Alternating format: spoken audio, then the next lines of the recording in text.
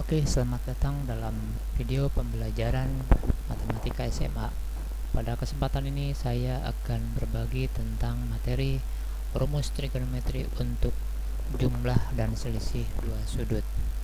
Sini yang akan dibahas adalah tentang jumlah dan selisih sudut, sinus, kosinus, dan tangen.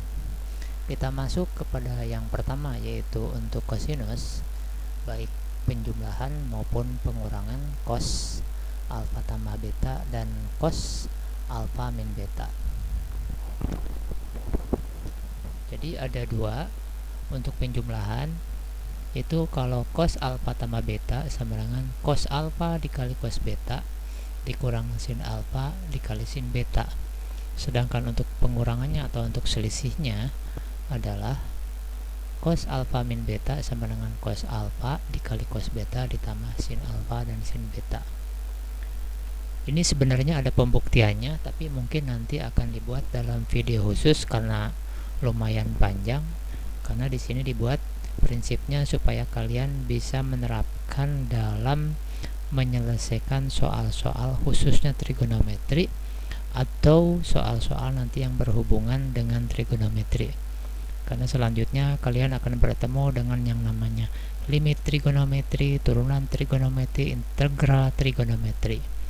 Tapi ada baiknya kalian tahu dari mana asal usul dari rumus itu terbentuk, sehingga bisa paham bukan hanya hafal ya. Baiklah, yang harus kita pahami tentang kosinus, sinus, dan tangen ini, yang pertama di sini kita pahami. Di sini misalkan sudutnya ini sudut alfa. Prinsipnya Pitagoras ya untuk sinus, kosinus, dan tangen atau untuk trigonometri itu sebenarnya tri itu tiga sudut, satu sudut siku-siku, dua sudut sisanya, atau tiganya ini ada miring, garis sisi miring, dan yang sama-sama tegak. Ini prinsip dari trigonometri. Jadi ingat trigonometri, ingat Pitagoras.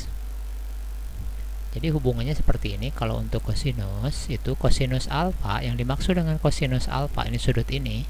Karena ini juga sudut, bisa alfanya ini, bisa ini. Misalkan kalau sudutnya yang ini, maka untuk cos dari segitiga ini, cos alfa ini adalah x dibagi r. X ini samping sudutnya, R ini adalah sisi miringnya. Jadi kalau samping sudut dibagi miring itu sama dengan kosinus sudutnya. Misalkan sudutnya berapa derajat. Atau kalau biasa di samping biasa disingkat, biasanya atau dihafal atau selalu diingat, samping dibagi miring adalah kosinus dari alfa. Samping apa? Samping sudutnya. Miring ya kemiringan dari Pitagoras, dari triple Pitagoras atau dari segitiga siku-siku ini. Itu untuk kosinus. Untuk sinus bukan sampingnya tapi depannya. Depannya di sini y dibagi r atau depan dibagi miring untuk sinus alfa. Jadi kalau di sini beta berarti depannya ini miringnya. Itu nanti penerapannya dalam fisika karena sudah tidak ada x dan y lagi, tapi diterapkannya dalam berbagai sudut pandang, sehingga kesimpulannya ini depan bagi miring untuk sinus dari sudutnya, maksudnya depan sudut dan kemiringan, samping sudut dan kemiringan. Begitu juga untuk atau selanjutnya untuk tangan. Kalau untuk tangan itu yang depan sudutnya di sini y dibagi x dibagi samping sudutnya atau desa atau desa. Jadi kosinus itu samping dibagi miring, sinus itu depan dibagi miring, dan tangen itu adalah depan dibagi samping dari sudut yang dimaksud gitu. Itu sangat prinsip tiga rumus ini yang harus dihafal sehingga bisa menyelesaikan soal-soal yang lebih lanjut nanti dalam trigonometri. Baiklah, kita penerapannya dalam soal di sini berarti tentang kosinus dulu. Misalkan jika diketahui kosinus x-nya adalah 5/13 dan sinus y adalah 4/5, Tentukan. Di sini ada dua, yang ditanya yang pertama adalah jumlah sudutnya, yang kedua adalah selisih sudutnya. Maka kita jawab, untuk cos penjumlahan itu kan di atas sama dengan cos sin alfa beta. Kalau di sini tambah, di sini kurang. Kalau di sini kurang, di sininya tambah. Di sini tambah berarti jadi kurang. Cos alfanya X, betanya di sini Y. Bisa saja nanti alfanya 15 derajat, Y-nya 75 derajat. Atau misalnya di sini alfanya 90 misalkan betanya 15 atau berapa gitu. Itu yang dimaksud. Cuma di sini dengan X dan Y.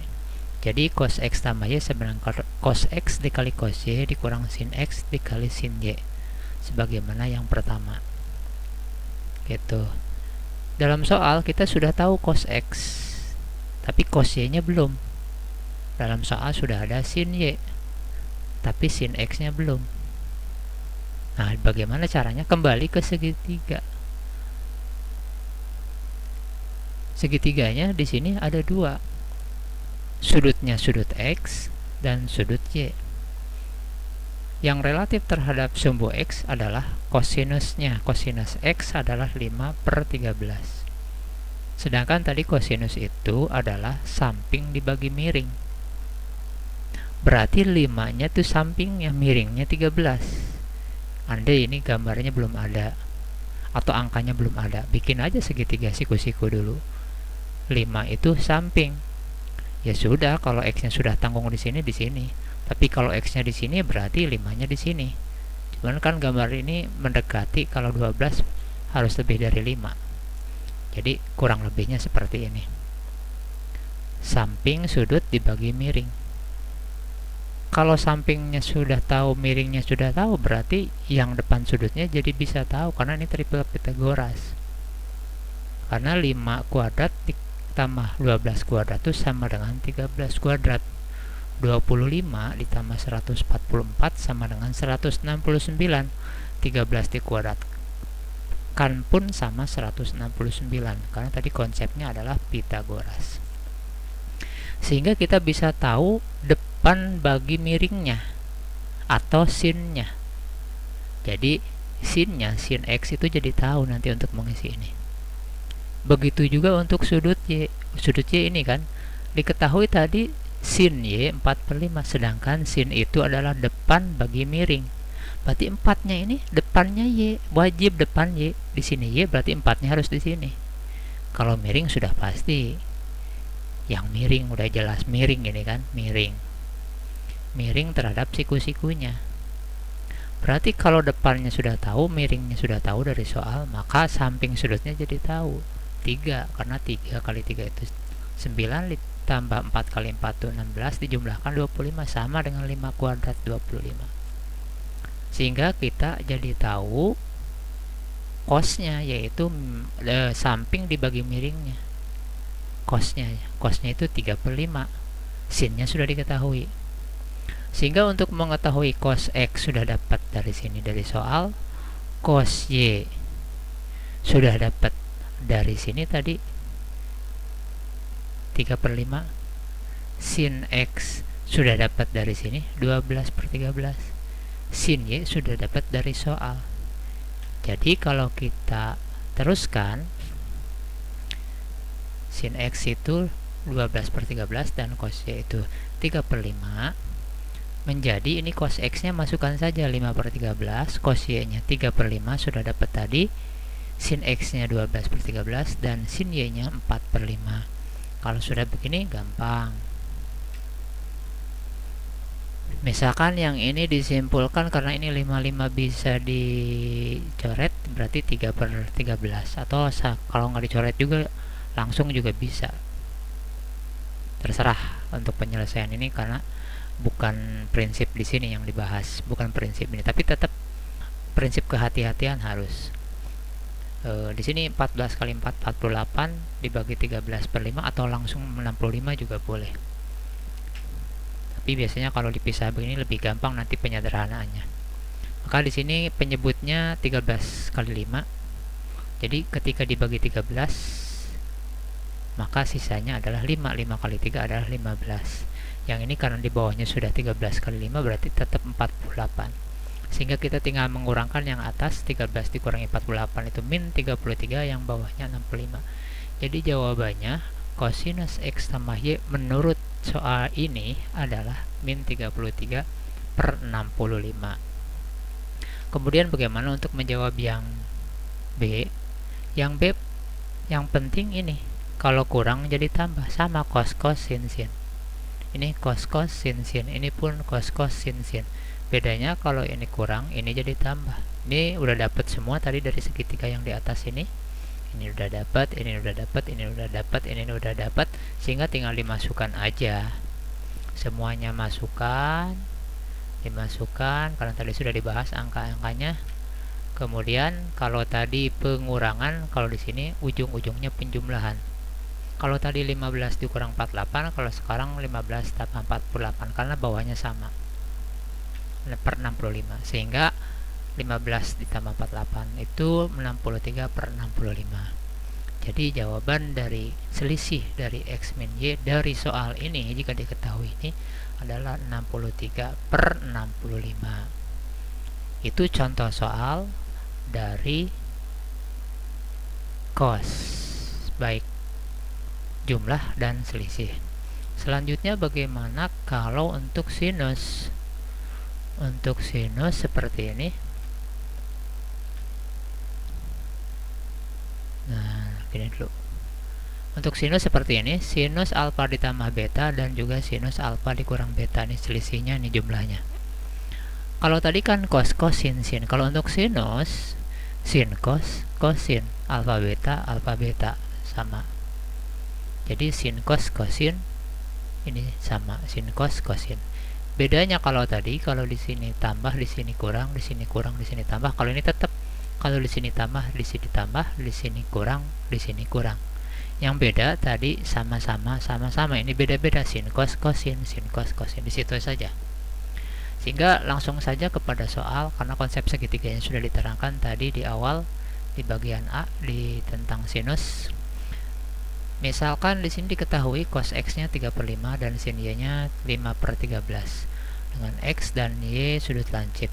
Tentukan di sini jumlah sudutnya, yaitu sin X tambah Y dan sin X min Y. Di sini sebaiknya karena sudah tahu, sudah pasti kalau sudah model soal begini kita harus dilihat dari segitiga untuk mencari ini cos X supaya dapat sin X-nya, di sini sin Y supaya dapat cos X-nya. Kalau sudah terbiasa sih latihannya nggak usah pakai segitiga lagi, langsung dilihatin juga sudah biasa. Cuman ini kan materi, sehingga nanti diasah dalam pelatihan. Ya, karena nanti akan ada video latihan untuk khusus soal. Di sini materi dan contoh soal.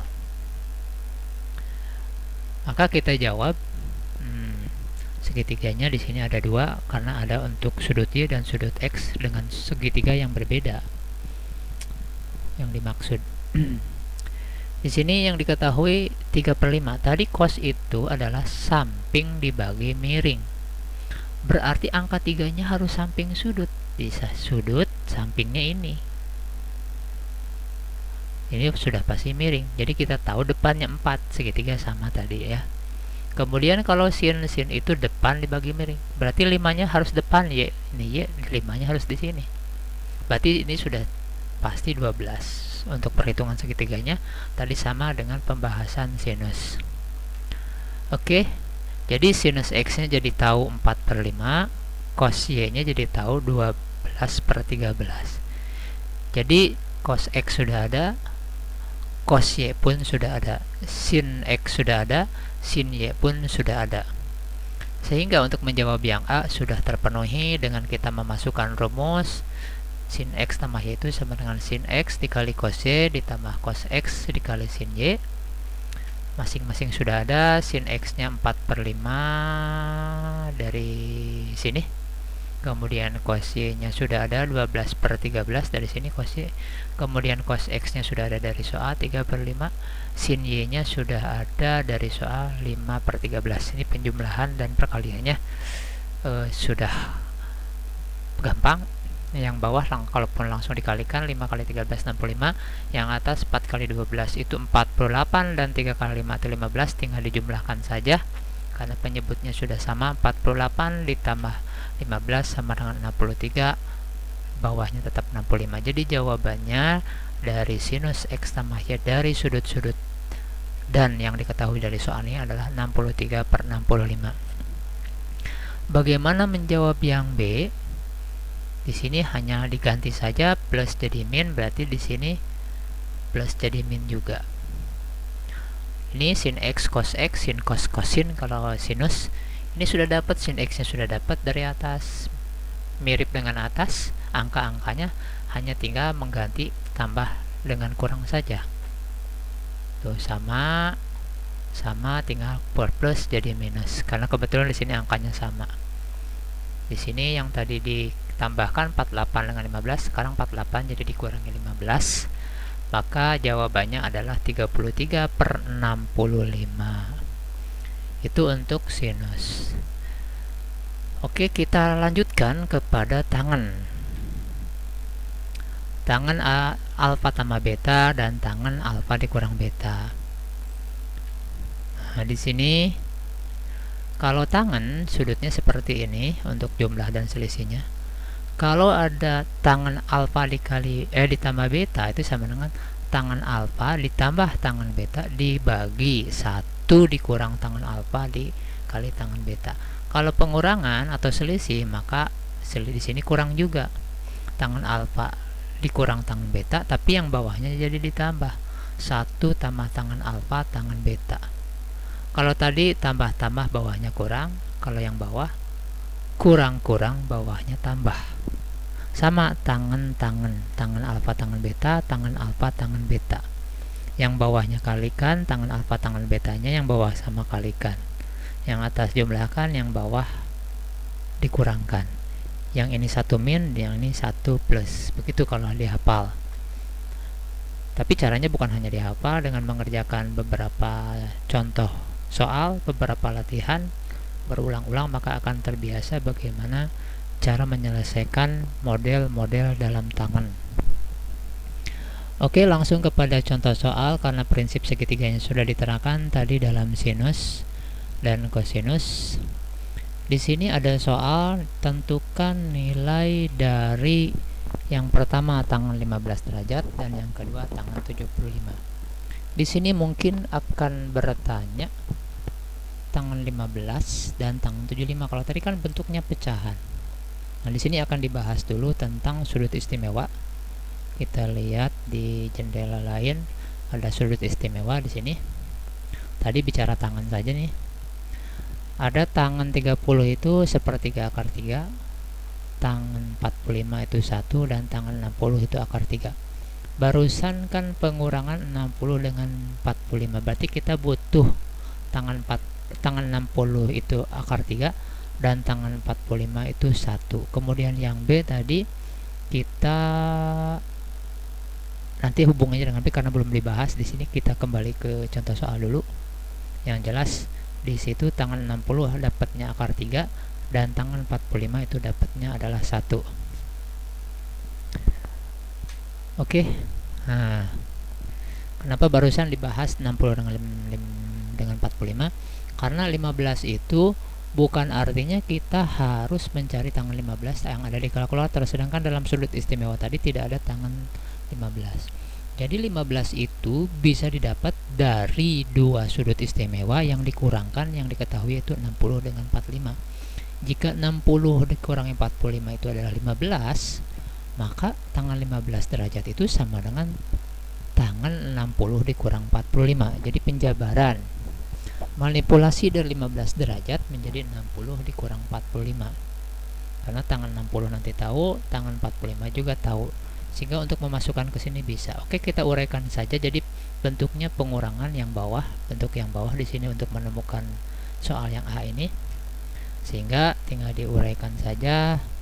Tangen 60 tadi kalau kurang-kurang dikurang tangen 45, tambah kalau kurang jadi tambah tangen 60 dikali tangen 45. Nah, di sini bukan pakai segitiga lagi, tapi konsep di sini adalah konsep dalam soal ini maksudnya bukan untuk tangan, karena bisa saja soal yang tadi menjadi tangan. Ini yang dimaksud adalah konsep untuk menjawab yang berupa sudut dalam satuan derajat adalah seperti ini.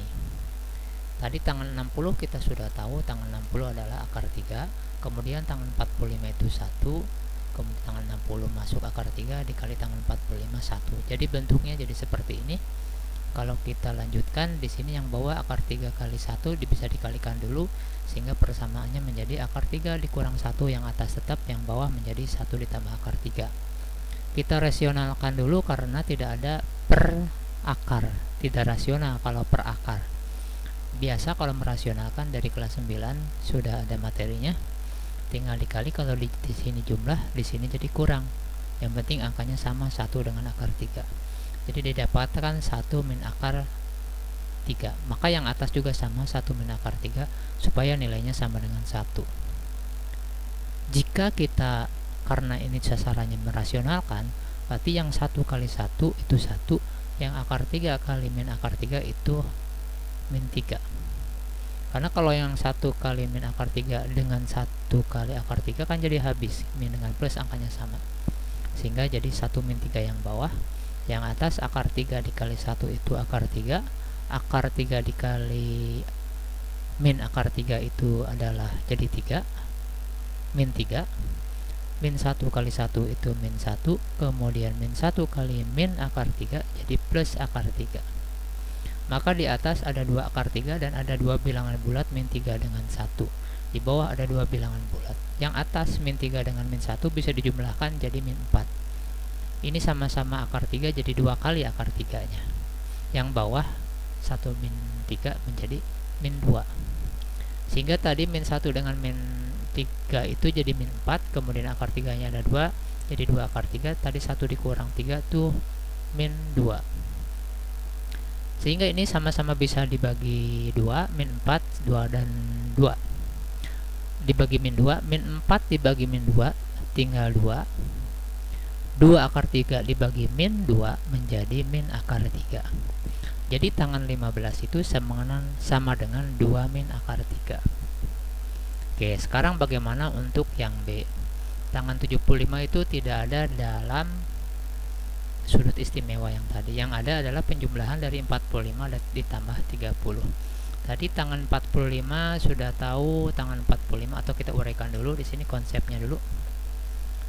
Tadi kalau kurang menjadi tambah, kalau tambah menjadi kurang. Berarti di sini tambah menjadi kurang bawahnya, atasnya tetap tambah. Jadi tambah, bawahnya jadi kurang. Tangan 45, tangan 30. Tangan 45 sudah tahu tadi 1, tangan 30 kita lihat lagi untuk mengingat saja. Tangan 30 itu adalah sepertiga akar 3. Jadi kalau kita masukkan, tangan 45 itu 1, tangan 30 itu sepertiga akar 3. Di sini 1 tetap, tangan 45 itu 1, kemudian tangan 30 derajat itu adalah sepertiga akar 3. Sehingga di sini yang bawah sudah bisa dikalikan, berarti tinggal sepertiga akar 3, yang atas tetap. Jadi angkanya seperti ini, hanya menghilangkan angka 1 saja sebagai perkalian, biasa dirasionalkan seperti tadi. Di sini kalau di sini kurang, di sini jadi tambah. Oke, kita menjadi seperti ini. 1 dikali 1 itu 1, 1 dikali sepertiga akar 3 itu sepertiga akar 3. Di sini ketemu lagi 1 dikali sepertiga akar 3 menjadi 2/3 akar 3. Kemudian sepertiga dikali sepertiga itu 1/9. Akar 3 dikali akar 3 itu sama dengan 3. 3 kali 1/9 berarti sepertiga, nilainya positif yang di atas. Yang bawah 1 dikuadratkan itu 1, sepertiga akar 3 dikuadratkan, sepertiga dikuadratkan 1/9, akar 3 dikuadratkan 3, 3 dengan 9 jadi sepertiga, jadi negatif 1/3 yang bawah. Oke, yang atas 1 dengan sepertiga bisa dijumlahkan jadi 4/3. Tapi di sini masih ditulis sepertiga, tapi nanti bisa jadi 4/3 sebenarnya. Di sini 1 dikurang 1/3 jadi 2/3. Oke, sepertiga dengan 1 itu sama dengan, maksudnya ini sama-sama dikali 3 ya. Nah, sama-sama dikali 3. Yang bawah dikali 3 tinggal 2 saja. 1 dikali 3 itu 3. 2/3 dikali 3 itu tinggal 2, akar 3 nya tetap. 1/3 dikali 3 juga jadi 1. Sehingga menjadi 3 ditambah 2 akar 3 ditambah 1 dibagi 2. Di sini bisa dijumlahkan 3 dengan 1 itu 4. Yang lainnya biarkan saja dulu. Jadi 3 tambah 1 4, 2 akar 3 tetap per 2. Di sini sama-sama dibagi 2, dibagi 2 bisa, 4 dibagi 2 menjadi 2, 2 akar 3 dibagi 2 itu akar 3. Jadi jumlahnya tangan 75 itu 2 tambah akar 3. Kalau tadi tangan 15 itu 2 min akar 3, kalau tangan 75 itu 2 ditambah akar 3. Oke, demikian untuk trigonometri jumlah dan selisih sudut. Karena trigonometri ini masih banyak babnya. Kalau dibuat semua nggak cukup 1 jam khusus untuk materi dan contoh soal. Dan nanti untuk latihan soalnya bisa dilihat dalam video yang lainnya. Baik, jika ada saran atau kritik atau ada komen, silahkan tulis di komentar, di kolom komentar. Jika berguna silahkan like. Jika merasa suka dengan videonya, yang belum subscribe silahkan subscribe. Sampai jumpa pada video yang lainnya.